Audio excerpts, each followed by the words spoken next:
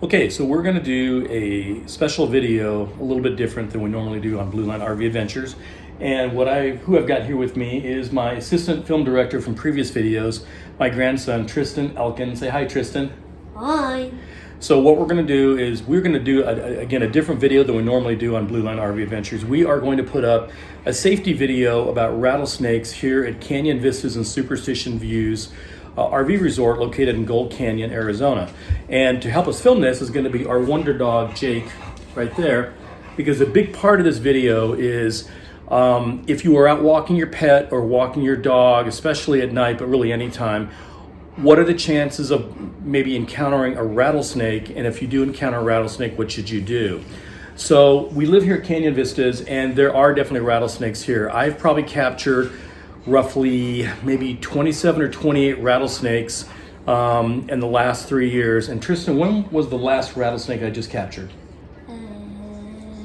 Like 3 minutes ago. Well, about 3, 4, 5 minutes ago. We were literally coming into the park here near the guard shack, and just we're coming in through that little where the flowers are and everything like that. Sure enough, there's a rattlesnake in the road. So about a 3-footer. So we went down and got the bucket and everything and picked it up, and my grandson and I and one of our neighbors, we took it out in the desert and released it. But before we get too far, we're going to talk a little bit about just some background on snakes and a little bit of background about myself. First off, I am not a snake expert. I am not a herpetologist. I can't, if I tell you something, don't take it for gospel. I'm just kind of giving you my opinion on what I see and since I've been doing this. I am a certified snake wrangler through the Phoenix Herpetological Society, and a herpetologist? Whoever studies reptiles, whatever they're called, the Herpetological Society are the people they basically study and examine snakes, and you get college degrees for it, and all kind of reptiles, lizards and Gila monsters and turtles and things like that. So I did go to their society, and I did take about a 6-hour course on snake wrangling. About 3 or 4 hours of it was classroom, and a couple hours was basically wrangling up venomous and non-venomous snakes. So I took that, got certified about 3 years ago, and so I'm upwards around capturing about 30 snakes. A couple of myths I want to tell you right away that in my opinion, again, I'm not an expert in my opinion, but just from what I see out there, the snakes are not hunting humans. They don't want anything to do with humans. They want to get away from humans. In fact, Tristan, the snake that we saw today, and it's good. What did you think? Do you think that snake wanted to attack us or hunt us, or you think he just wanted to get away? Just wanted to get away. He just wanted to get away. He didn't want anything to do with us, and that's why they have the rattle. Now, that rattle basically is when they start rattling, it's a warning. Stay away. They don't want you to come any closer to them. They're not hunting you like a mountain lion or a bear or anything like that. In fact, again, they try to avoid humans to go the opposite direction. But rattlesnakes are deadly. They absolutely are deadly. If you get bit by a rattlesnake and do not go to the hospital, you are probably going to die. I think probably the mortality rate of getting bitten by a rattlesnake is probably somewhere over 90%. So you definitely need to go to the hospital if you do get bit by a rattlesnake. But if your dog gets bit by a rattlesnake, that's a lot different. Because dogs, and again, I'm not an expert here, but just from what I've been able to understand and study and what I was told, dogs have about a 50-50 chance of surviving a rattlesnake. It's the way their biology is made up and so forth. I'm not an expert on this whole thing, but the dog can get very, very, very sick. And some of them can die. So if you do get your dog bit by a rattlesnake, you should still go to a veterinary office and so forth. So why are the snakes here? What do snakes eat? Do you know what snakes eat? Mouse and other small animals. Yeah, they eat mice and rats. And so I've been living here in Canyon Vistas. We're full-time now here living in the park, but we've been off and on here for about 3 years. I've seen a couple of mice up by the rocks, up by the wash, but I've never seen any mice in anyone's home or anything like that. And I kind of think that's a good thing. And the reason why it is because the snakes are eating them. So snakes aren't necessarily bad. I mean, mice and rats, they have really bad diseases, hantavirus and things like that. And if anyone is an RV owner and has ever had a mouse in your RV, you know what a nightmare that is. They are pooping everywhere, and they're disgusting, and they chew into your food and everything. So the snakes are actually here because there's mice and rats here. And I think the reason why we don't really see a lot of mice and rats is because the snakes are here and they're eating them. So that's kind of a good positive thing about the snakes. Some people want to go out and they say, well, we should kill every single rattlesnake we see. I don't buy into that. And they kind of teach you at the Herpetological Society that, we really shouldn't just kill them because they're part of the food chain in nature. They're part of the tree of life. And again, they keep the mice and the rats down. And I would rather have a periodic snake seen here or there on the road than to have mice running all over the park, which we do not have. We love canyon vistas and superstition views, and we don't have a mouse problem. So that's the reason why they're here. Is because we sorry, get my face over here. It's because we have mice here. But again, I don't really see the mice or the rats because I think the snakes are keeping them down. And I think that's a good thing. So the second thing is, if you see a snake out here in the park, what do? There's two different things you can call. You can call the snake line for the Pinal County Fire Department, and I think it's 480. I think it's 488-2400, I believe. But it's the snake line for the Pinal County Sheriff's. Or if you want, you can call someone like me who's in the park and who's not, if I'm not spending time with my grandson or something like that, and it's not real late at night, I don't have any problem coming out and getting a snake. But if not, if you see a snake in the park, I think that you should call someone because it is a deadly animal and it could kill a human or an animal. So if you see one, you should call them, and we're going to we'll scoop them up and we'll get them out of the park. So that's the first thing you should do. The other thing is that some people say, well, if you hear the rattle, oh my gosh, it's a rattlesnake, I want to go see it and take a picture. Don't do that, because that's how people get bit. They hear these rattlesnakes and they want to get real, they want to say, I want to see the snake, and they want to get up on it, and that's just going to end up getting yourself hurt. You don't want to do that. Okay, so when are you most likely going to see rattlesnakes? I will tell you the biggest rattlesnake that I have ever seen was actually really close here to the Greenbelt, and it was about 4 foot long. A large rattlesnake in Arizona is about 5 foot long. In Texas, they can get much bigger. They can get around the 8 foot long range in Texas. But in Arizona, big rattlesnake's about 5 foot. The biggest one I've seen here in the park was about 4 feet, and it was near the Greenbelt, and I saw it at 7 o'clock in the morning. I saw it myself about a year ago. I was walking my dog, and I was, oh my gosh, she was right there crossing the Greenbelt. So they can be out during the morning, but they are in general nocturnal, so they're more active at night. In fact, we're filming this video. It's about 8:30 at night, and as my grandson just said, we caught this snake probably about 30 minutes ago now. So it was a little bit after 8 o'clock at night. We caught them near the entrance. So they are more active at night. So that's what this big thing about this video is to kind of maybe give some people some pointers on what to do when you're walking your dog at night if you see a snake, and how to avoid trouble for you and your snake if you're walking your dog at night. And that's where we're going to pick it up. Okay, so we got Tristan, and he is hooked up Jake the Wonder Dog. And one of the most important things when you're walking your dog out here at night, and again, a lot of people walk their dogs late at night, sometimes even as late as 10, 11 o'clock. In fact, if you see, there's somebody walking their dog right there, and that person has got a flashlight. And that is probably the most important thing you need to have. That's right, one of the most important things you need to have when you're walking your dog. There's several different kinds of flashlights. This is a huge flashlight we've got right here that puts out a tremendous amount of light. I mean, that thing puts out a lot of light. But you don't need anything as big as this. It's almost as big as a small club. Then you've got a small handheld flashlight. You can stick it in your pocket if you want. Puts out a light like this. It definitely lights everything up. And then some people have these kind of go on your head. They kind of go on your head here, and basically straps on your head as a strap. And you can wear that, but you definitely need to have a flashlight when you are out walking your dog. And one of the most important things about that, we're going to demonstrate that here in just a second, is that when you're walking your dog, you do not want to shine the flashlight at your dog. You don't want to do it. You don't want to be walking along and shine on the dog. You know what your dog looks like, and you don't need to shine a dog. You need to shine it about 2 or 3 feet ahead of the dog. And that's what we're going to show here in just a minute. Okay, so as we're walking Jake, what we're doing is we're turning the light on. Hold up here just for a second, Tristan, because rattlesnakes, especially diamondback rattlesnakes and tiger rattlesnakes, and there is a thing called a tiger rattlesnake in Arizona, they blend in very well with the rocks. Their whole camouflage is to blend in well with the rocks. So again, you don't want to shine your light at the dog. That's not going to do the dog any good.